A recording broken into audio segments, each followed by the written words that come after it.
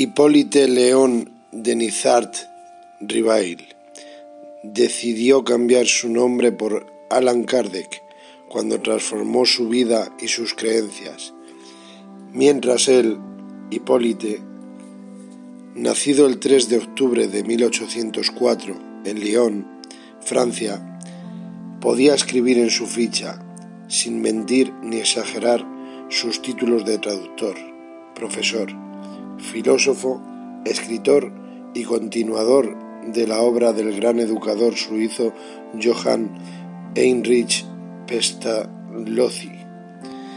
París se embelesaba con la última de las supercherías en boga. En ciertas casas particulares, en penumbra, todos en rueda y tomados de la mano, se invocaba a los espíritus. Pero en un teatro se superaba esa marca. Sobre el escenario, 3 o 4 mesas hablaban, respondían preguntas y se identificaban como mensajeras de los vivos y los muertos. Lo que faltaba, pensó, porque ya había tenido bastante con la moda del mesmerismo, doctrina de magnetismo animal, supuesto agente terapéutico, cuyo padre fue el médico alemán Franz Mesmer, 1733-1815. Pero cierto día de 1854, un amigo, Monsieur Fortier, le susurró: «Créame, las mesas giran, hablan y responden preguntas». Rivail se enfureció. Inscripto en el racionalismo y el positivismo, su fe en la ciencia era tan poderosa como su desprecio hacia toda forma de esoterismo. Pero Fortier no se rindió. Lo abombó durante meses con espíritus, espiritistas, médiums, los dotados de capacidad innata para hablar con los muertos y transmitir sus designios, y no paró hasta arrastrarlo al teatro en cuestión para que viera la danza y el discurso de las mesas móviles y parlantes. Fue peor. Como testigo de ese absurdo show, se convirtió en un ardoroso enemigo y militante contra esa ridiculez, esa trampa, ese engaño para idiotas, como proclamaba día y noche. Pero le llegó otro emisario, Monsieur Carlotti, que lo miró fijo y le auguró: «Llegará el día en que usted será uno de los nuestros». En mayo de 1855, Rivail era ya un cincuentón de ideas firmes. La insistencia de tal Carlotti pudo más, y lo llevó una noche a la casa de una sonámbula, Madame Rougier, para asistir a una sesión de espiritismo. Se había negado tenazmente, pero lo convenció el alto nivel de otro invitado, Monsieur Patier, funcionario público de edad madura, muy instruido y de carácter insospechable de ceder ante una farsa. Fue su primera vez. Vio que la mesa redonda giraba, saltaba, se elevaba sobre las cabezas. Vio y leyó escritura supuestamente mediúmnica en una pizarra. Se fue perplejo y poco después empezó su asombrosa metamorfosis.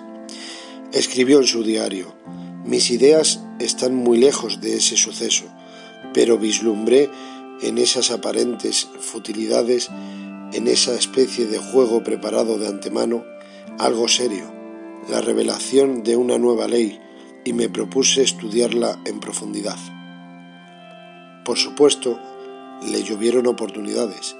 Cuando el cazador logra una presa, quiere más.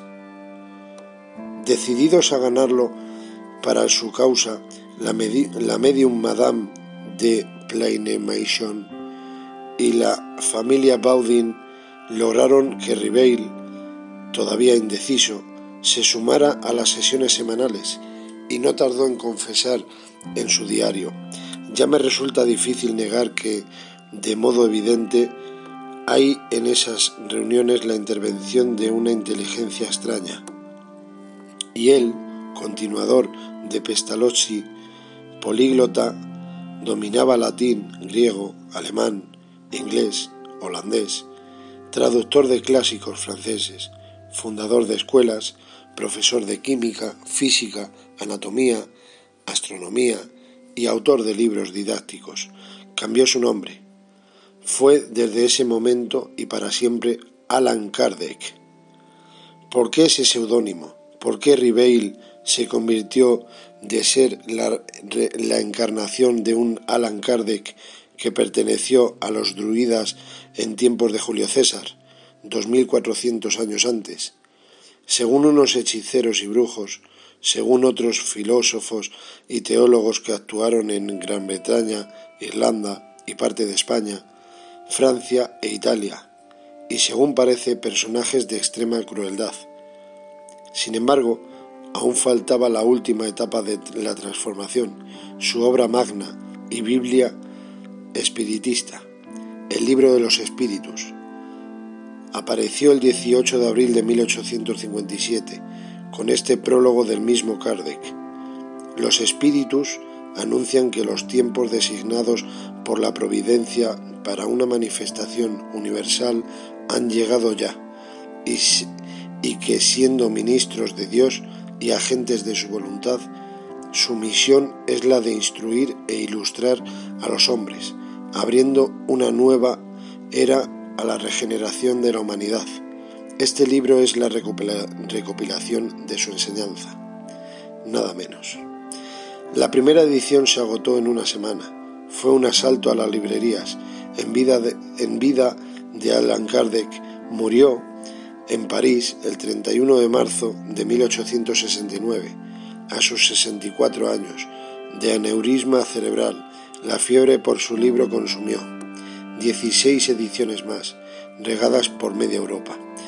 Entre 1857 y 1862, sumido en una especie de éxtasis y abandonados su racionalismo y su positivismo, escribió otros 13 libros, girando sobre la mesa piedra de la noria, y llegó a clasificar a los espíritus en superiores e inferiores, y entre ellos malvados, rebeldes, errantes, vulgares, mentirosos, que usurpan nombres venerados: Sócrates, Julio César, Carlomagno, Fenelón, Napoleón, Washington. Como era de esperar, empezaron a soplar vientos adversos, sobre todo a partir de su libro, el Evangelio según el Espiritismo, que puso de cabeza a la Iglesia Católica, y en 1864 condenó la obra de Kardec al Index,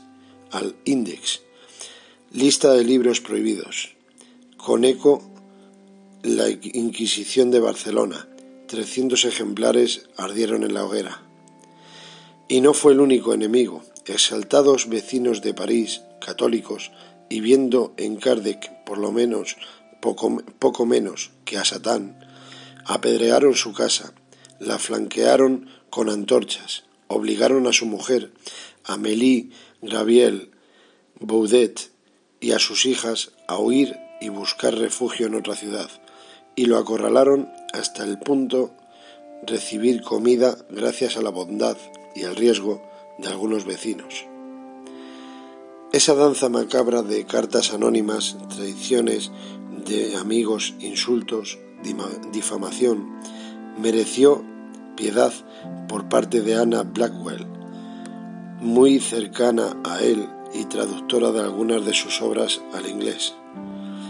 En su defensa escribió: Allan Kardec era de mediana estatura, tenía complexión robusta, cabeza amplia, redonda, firme, con facciones bien marcadas y otros grises claros, pareciendo más un alemán que un francés.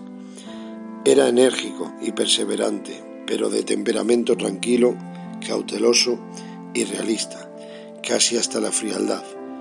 Incrédulo por naturaleza y por educación, razonador, lógico, preciso y práctico en sus acciones e ideas y acciones. Tomaba distancia del misticismo y del entusiasmo y del entusiasmo. La contraatacará de lo que ocurrió después. A casi exactos 150 años de su muerte, su libro Madre sigue siendo editado en más de medio planeta. Incalculables millones de ejemplares que no faltan en la cabecera de todo fiel espiritista.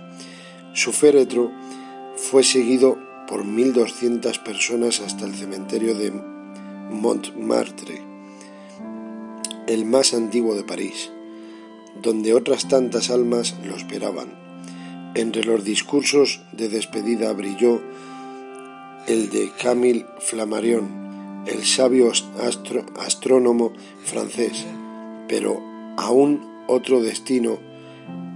El 29 de marzo de 1870, exhumados sus restos, pasaron al célebre Père Lachaise. 2 días después, un grupo de espiritistas instalaron un dolmen funerario in memoriam simple de líneas puras, construido con bloques de granito que formaban una cámara que protege su busto de bronce. En el frontispicio se lee: nacer, morir, renacer de nuevo y progresar sin cesar. Tal es la ley. Una cuestión de fe y, como toda creencia en la inmortalidad de las almas, un desesperado y esperanzado combate contra la muerte. Este grandioso escrito es recogido en la página de Infobae por don Alfredo Serra, 12 de octubre de 2019, especial para Infobae. Espero que os haya gustado.